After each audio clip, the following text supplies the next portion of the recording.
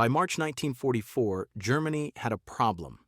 Actually, they had about 6,000 problems rolling off assembly lines with broken transmissions, engine fires, and final drives that gave up faster than a French defensive position.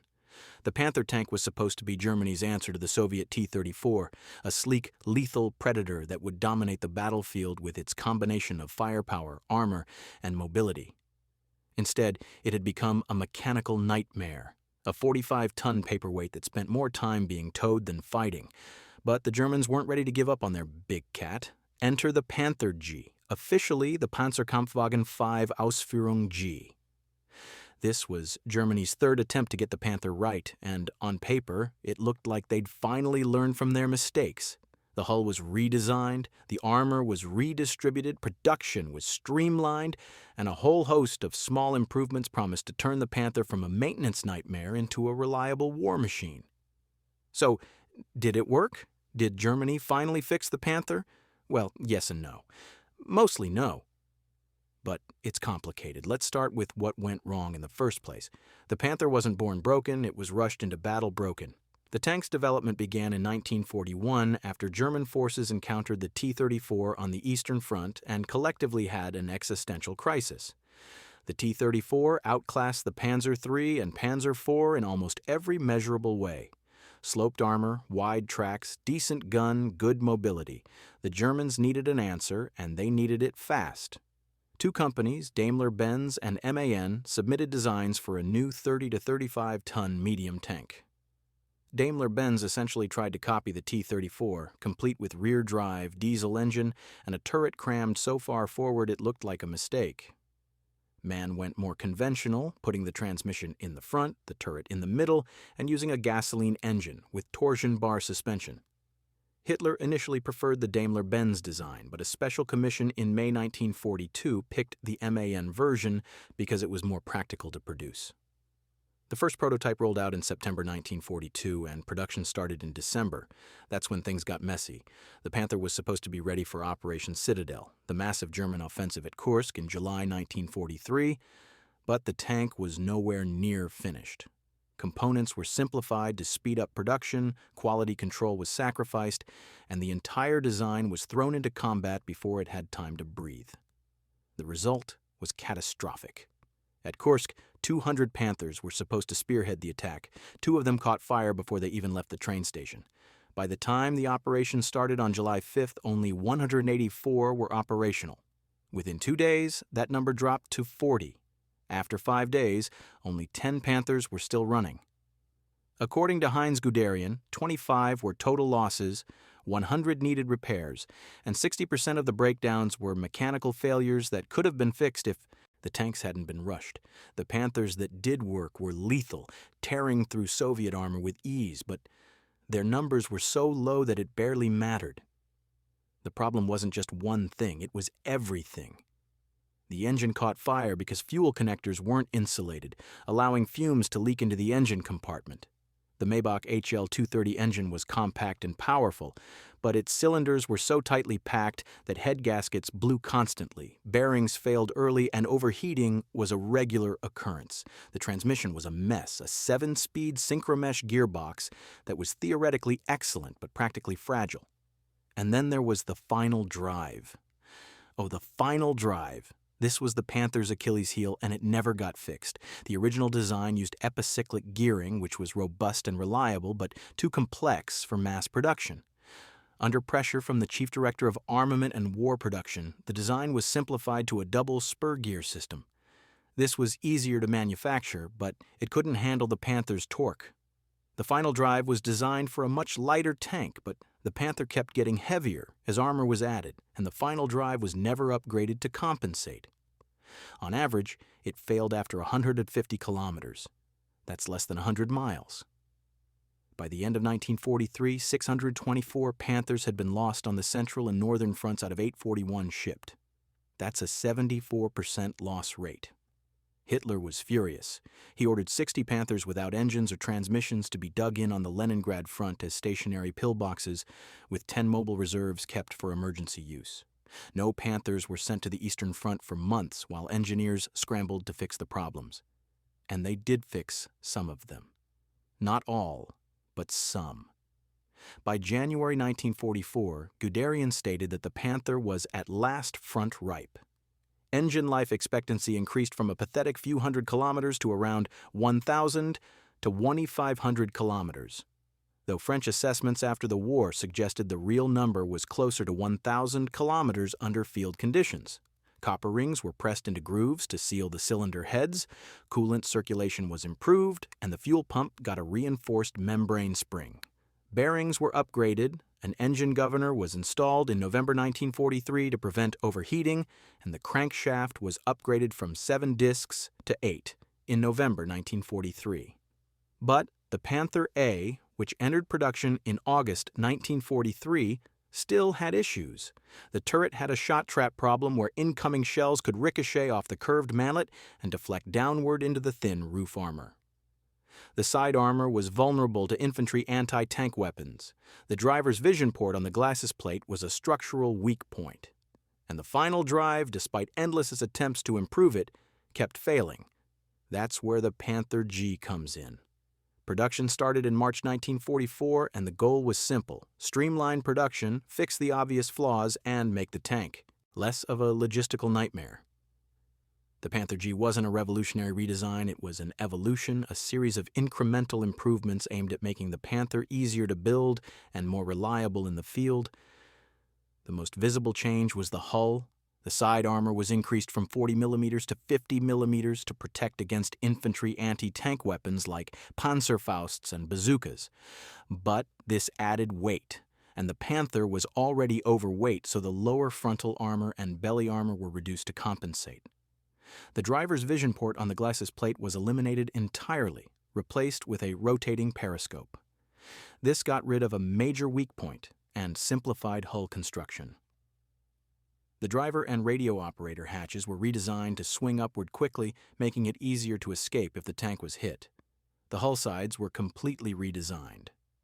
On the Panther D and A, the upper side armor consisted of 2 plates, one sloped at 40 degrees and a vertical plate at the rear. On the Panther G, this was replaced with a single, less steeply sloped plate, simplifying production and slightly improving internal space. The sponsons, the areas over the tracks, were made less sloped to align with the turret, which allowed the Panther G to carry 82 rounds instead of 79. The turret got its own upgrades. The most important was the introduction of the chin mantlet. On earlier Panthers, the curved gun mantlet created a shot trap where shells could bounce off the bottom and deflect directly into the thin roof armor or turret ring. Field reports from Normandy confirmed this was a real problem, and the Germans responded by adding a flat chin to the bottom of the mantlet in September 1944. This eliminated the deflection path and reduced the risk of catastrophic hits, though it also created a small vertical surface on the turret that was easier to penetrate at close range. The ventilation system was completely redesigned. The transmission, brakes, engine, and exhaust all got improved ventilation, and the 2 parallel vertical exhaust pipes on the Panther A were no longer needed. Starting in October 1944, Flammenvernichter flame suppressor exhaust mufflers were introduced, gradually replacing the older exhaust system. The rear shock absorbers were eliminated in October 1944 after trials showed they had almost no effect on cross-country performance. This simplified production and reduced maintenance. Inside the tank, the crew compartment heater was upgraded, the radiator cooling fan was improved, and the driver's seat was elevated for better visibility. The instrument panel was redesigned, and the interior was no longer painted. Instead, it was left in red oxide primer, with camouflage applied directly over the top. This saved time and resources in a war economy that was running on fumes. Production numbers reflected the Panther G's success. Out of around 6,000 Panthers built during the war, 2,061 were Panther Gs, making it the most produced variant. By a wide margin, production averaged 315 tanks per month in 1944, peaking at 380 in July. By September 1944, the Panther force reached its peak strength of 2,304 tanks on the front lines. But here's the thing. The Panther G was better than the D and A, but it was still a Panther, and the Panther was fundamentally flawed. The final drive remained the single biggest failure point. German industry made modifications to the final drive in September and October 1944, including worn gear teeth, improved bearings, and better lubrication, but it was too little, too late. The alloy and gears were as good as modern standards, according to restoration experts, but the final drive was designed for a lighter tank and never upgraded to handle the Panther's actual weight. It failed constantly, stranding tanks in the field and forcing crews to cannibalize other Panthers for parts. By January 1945, a meeting of the Panzer Commission reported serious complaints regarding final drive breakdowns in all vehicle types. 370 Panther final drives were defective before the 1945 Eastern Offensive, compared to 500 for the Panzer IV and roughly 100 for the Tiger. General Tomal explained that in such circumstances an orderly utilization of tanks is simply impossible. Crews lost confidence in the Panther and sometimes abandoned vehicles for minor technical problems. The engine, despite improvements, was still a problem. The Maybach HL-230 had an average service life of around 2,000 kilometers, or roughly 100 working hours, under ideal conditions. In practice, engine life was closer to 1,000 kilometers. Low-quality gasoline reduced power output, overheating remained an issue, and engine fires, though less common than in 1943, still occurred. Quality control deteriorated as the war dragged on.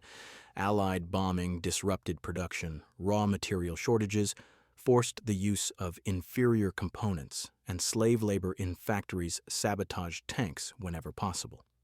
Late-war Panthers were built with steel road wheels instead of rubber-rimmed wheels due to material shortages. Sleeve bearings replaced ball bearings in the running gear because of a shortage of ball bearings. These substitutions worked, but they reduced performance and reliability. Spare parts were a disaster.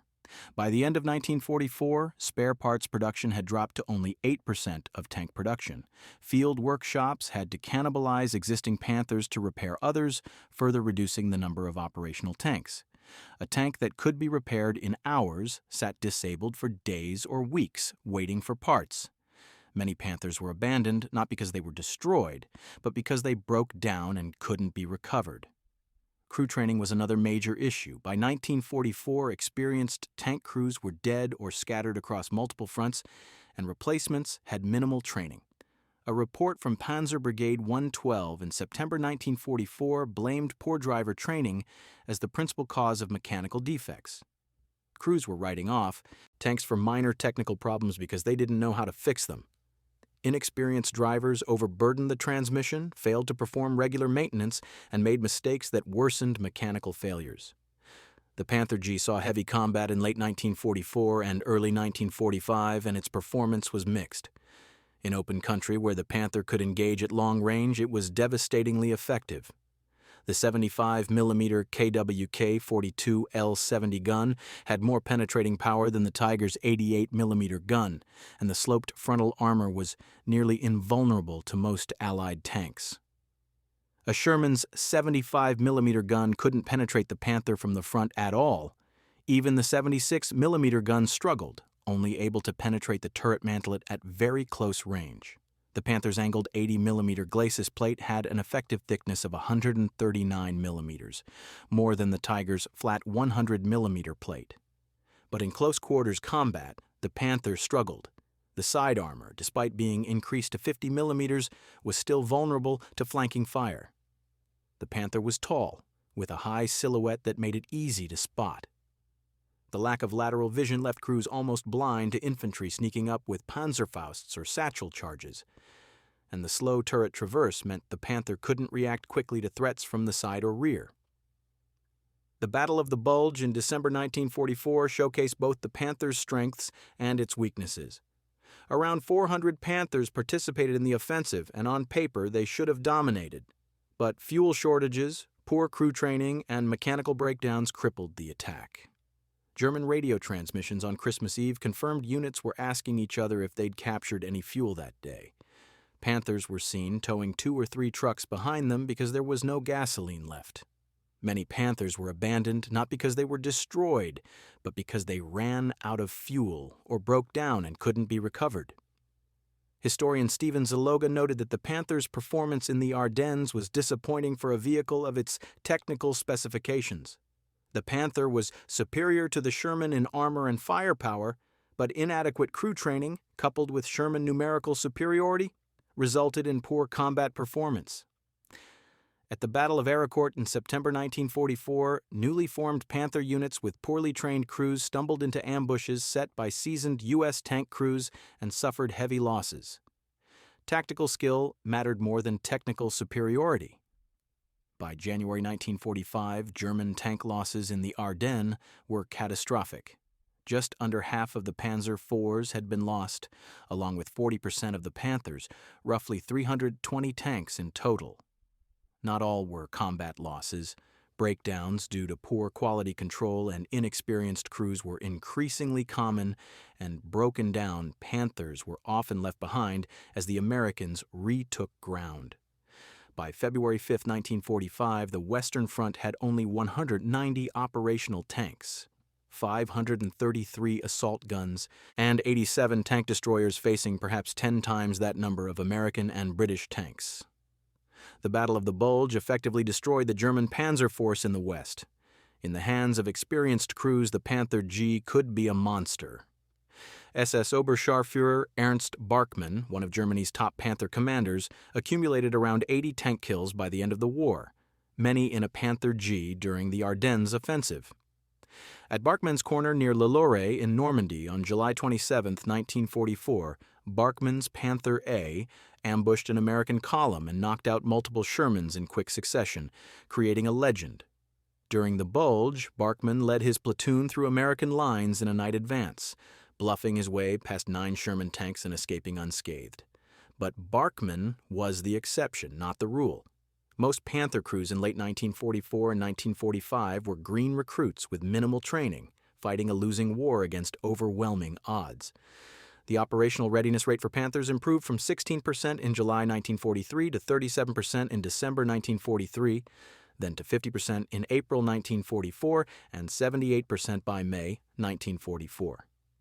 By December 1944, 71% of Panthers on the Western Front were operational, one of the highest rates of the war. But this was still lower than the Panzer IV and far below Allied standards, where operational rates regularly exceeded 95%. The Panther G incorporated advanced features that were ahead of their time. Some late-production Panther Gs were equipped with night infrared targeting systems, allowing them to engage targets in complete darkness. Others had poison gas protection systems, a precursor to NBC, nuclear biological chemical, protections found on main battle tanks in the 1950s and 1960s. But these innovations were rare and came too late to matter. Germany planned further improvements. The Panther F was designed with a new Schmalturm, narrow turret, and improved gun. But none entered service before the war ended. The Panther II project aimed to increase armor thickness, standardize components with the Tiger II, and install a more powerful engine, but it was canceled before reaching production. One prototype hull was built and captured by U.S. forces, where it was taken to Aberdeen Proving Ground with a Panther G turret mounted as a placeholder. So, did Germany finally fix the Panther with the G variant? In some ways, yes. The Panther G was the most refined version of the tank with improved armor distribution, simplified production, better ventilation, and a turret that eliminated the shot trap problem. It was more reliable than the DNA, easier to build, and capable of devastating performance in the right conditions.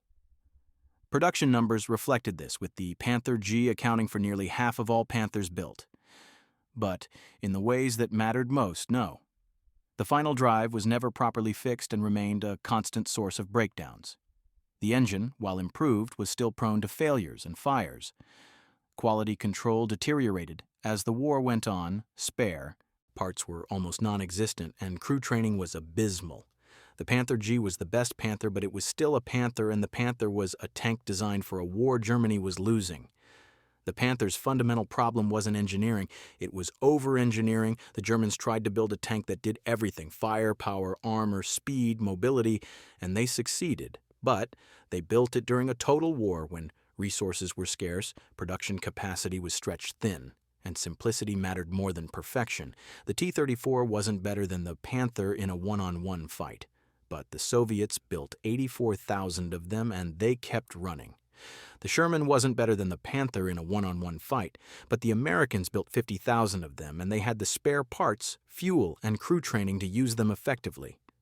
The Panther G was a beautiful machine, a testament to German engineering and innovation. But it was also a monument to hubris, a tank that tried to be perfect in a war that demanded good enough. By the time Germany got the Panther right, it was too late. The war was lost, the factories were bombed, the resources were gone, and the crews were dead or untrained.